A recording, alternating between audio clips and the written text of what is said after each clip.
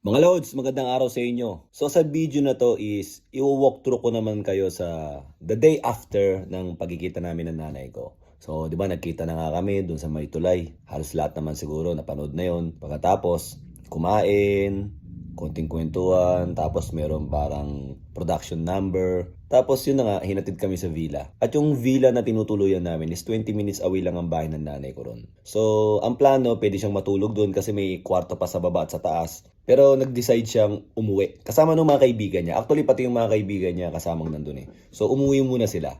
So, doon sila natulog sa may bahay ng nanay ko. So, ngayon, kinabukasan, paggising namin, naglakad-lakad muna kami ng pamilya ko doon sa labas. Ang ganda talaga doon, mga lods, kung makikita nyo, grabe. Sobrang ganda ron, mga puno, tapos parang nasa bandang bundok na side kami, di ba?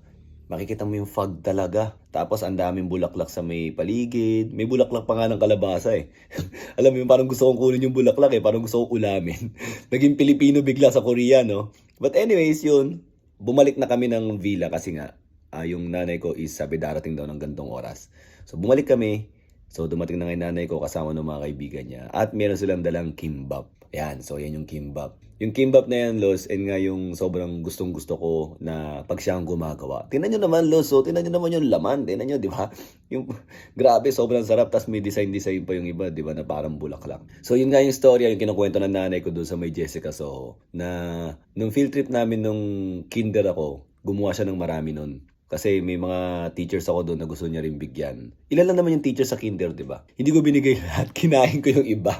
Kasi sobrang gusto ko yun eh, sobrang gusto ko. So, yun yung nangyari. So, pagkatapos ng konting kwentuhan, tawanan, masaya. So, nagpaalam na yung mga ibang kaibigan niya. Actually, lahat ng kaibigan pala niya. At sinabi na, oh, sige, baka gusto niyo nang mag-bonding. So, iwan na namin kayo. Ha, kayo na bala. Kayo na bala magplano. Marami naman daw mapapasyalan sa lugar na yun. So, nangyari nga, Lods, ayan, nagpunta kami sa Pinocchio. Tingnan nyo naman yung anak ko, tsaka yung lola, oh, di ba? Kala mo talaga nagkakaintindi yan eh. Sila yung maglilid ng way, may mahawak pang mapa yung anak ko. So, yun. So, may picture-picture, okay. Tapos yung misis ko, tsaka yung nanay ko, sila pa yung magka-holding. So, di ba? Nakakatuwa yung mga ganyang pangyayari. Tapos yung anak ko naman na babae, kadang picture kami ng nanay ko, gusto palagi siyang kasama. So, malambing talaga siya, lalo sa lola. Lagi niyang hinahanap. So, ito yung picture na to, Little Prince nga. Ako daw yung Little Prince pero mas matangkad. Tapos nagpiano rin pala ako. May piano rin sa may Little France. So nagpiano ako doon. Yun na nga. Kay tagal kitang hinintay by Sponge Cola. Sobrang salamat talaga sa kanta na yun. Ang ganda ng kanta na yun. After nyan, pumunta kami sa grocery na nga para bumili ng ingredients. Kasi yun yung araw na nag-Korean barbecue kami. Yung anak ko, lagay na lagay ng mga laruan. Alam mo yung ang galing niya. Alam niya hindi tatanggi yung lola. At gustong-gusto ng lola.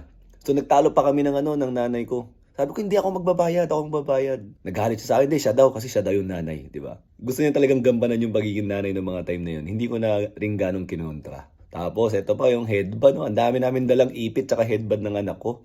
Nagpabili pa. Yung lola, tuwan-tuwa naman, sinusukat pa. Tapos, nag-drive na kami papunta doon sa may restaurant. Na kinontak niya, yung kukuha siya ng ng high grade na meat talaga, di ba? So, nakuha na nga. Tapos siya na rin ng nag-ready sa bahay, siya nag-aasikaso talaga. Gusto niya talaga siya. So kumain na kami. Dito na din yung part na nung patapos na kaming kumain, yung nagyaya nga siya doon sa bahay niya na kung gusto ko daw makita. Pero ako lang yung gusto niya munang isama. So nagpunta kami sa bahay niya. Actually, Lods, nung nag-browse ako ng mga videos ko, na-videoan ko pala yung bahay niya kahit papano. So kahit na ayoko sana mag-video ron, na-videoan ko siya. Yan. Pakikita ko sa inyo. Yan, ayan, bundok yan. Tapos may terrace, 'di ba? Tapos yung loob, maayos talaga. Actually, magulo lang nung araw na yun kasi yung tinulugan ng mga kaibigan niya nandun pa eh. So, malinis, maayos talaga. Siyempre, kailangan ko na rin bumalik sa villa, medyo late na rin nun para masamahan yung pamilya ko. Pero sobrang sulit ng araw na yun, sobrang saya nun. Yun yung unang araw after namin magkita. And hindi na kami nag-aksaya ng panahon dahil sadali lang naman ako sa Korea eh. Kailangan kong bumalik ng Pilipinas. So mga Lods, sana nag-enjoy kayo sa konting kwento na yan. Totoong kwento ng buhay yan. So, yun lang mga Lods. Thank you!